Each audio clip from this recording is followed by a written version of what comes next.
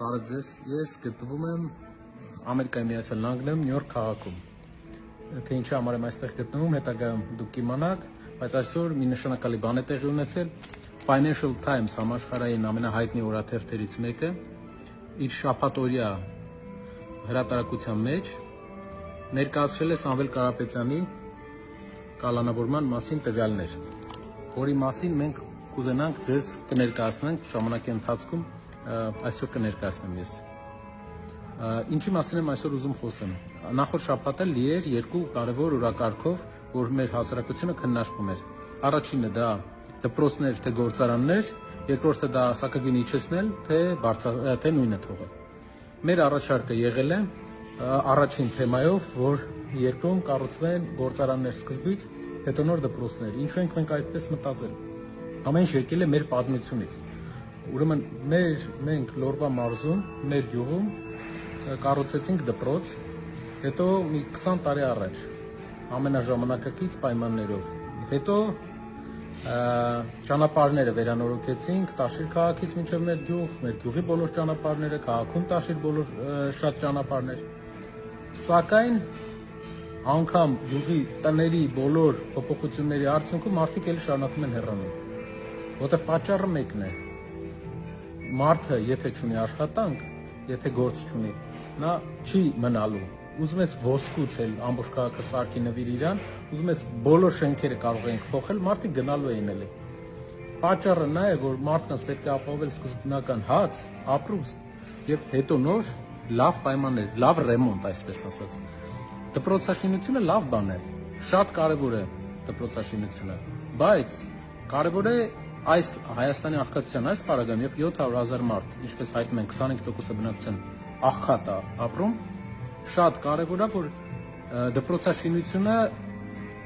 որպես առաջնահերթություն լինի այն ժամանակ, երբ որ արտադրությունները, գործարանները կլինեն, հարկ կտան եւ այդ հարկերից կլինի։ Քանի որ մենք վարկ ենք վերցնում, դպրոց ենք կառուցում, հետո այդ վարկը պետք է փակենք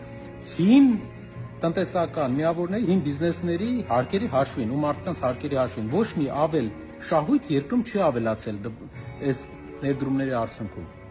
Իսկ եթե գործարան են կառուցում, ավելանում է շահութարկ, ավելանում է եկամտահարկ, երկիրը ակտիվանում է եւ այդ փողերով մենք կարող ենք արդեն առանց վարկ վերցնելու կառուցենք դպրոցներ։ Սա է մեր առաջօրակարգը, երկրորդը սակագնի հետ կապված։ Սակագնի շատ լուրջ պետք է վերաբերվենք եւ մենք շատ ենք մտածել ներկայացնենք սակագինի իջեցնելու ծրագիրը, թե չէ, դրանով է պայմանավորված մեր մի քիչ ուշացումը։ Այսինքն հենց սկզբից մենք ներկայացրել էինք, որ պատրաստ ենք հեցի սակագնից մի մաս իջեցնել, դա դեռ մեր քաղաքականություն հայտնվելուց առաջ էր եւ դա ապացուցելի փաստ է, բոլորը կարող են տեսնել ու ոչ մի նկրտում էլ չկար այդ ժամանակ, որ այսպիսի իրավիճակներ կլինեն, բայց այն ժամանակ մենք մտածում էինք, արտահայտեինք, թե չէ, որտեղ սակագին իջեցնելը, ճիշտ են ասում, ունի երկու ծայր։ Առաջինը հնարավոր է դու կարողանալու ես պահել սակագինը, թե չէ, եւ երկրորդը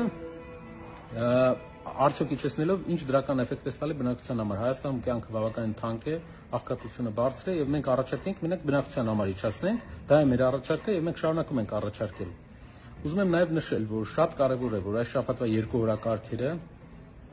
հեղափոխական օրակարգեր էին իմ կարծիքով, որովհետեւ մեր երկիրը առաջի անգամ սկսում է քննարկել մեր երկրի իշխանությունը եւ ապագա իշխանությունները սկսում են քննարկել մի ձևաչափ, որը կապված է մարդկանց կյանքի հետ։ Մենք չենք անվանարկում, չենք վիրավորում ոչ մեկին եւ աշխատում ենք պահել այդ կարմիր գծերը,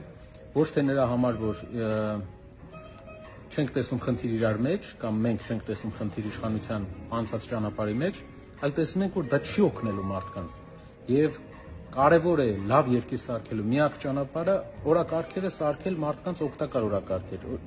Օրինակ, պատկերացրեք ինչ լավ օրակարգ է դպրոց թե գործարան, պատկերացրեք ինչ լավ օրակարգ է սակագին իջեցնել թե նույնը պահել։ Եվ ոչ մի վիրավորանք, ոչ մի իրար անվանարկում, սա է ճանապարհը նորմալ երկիր ունենալու։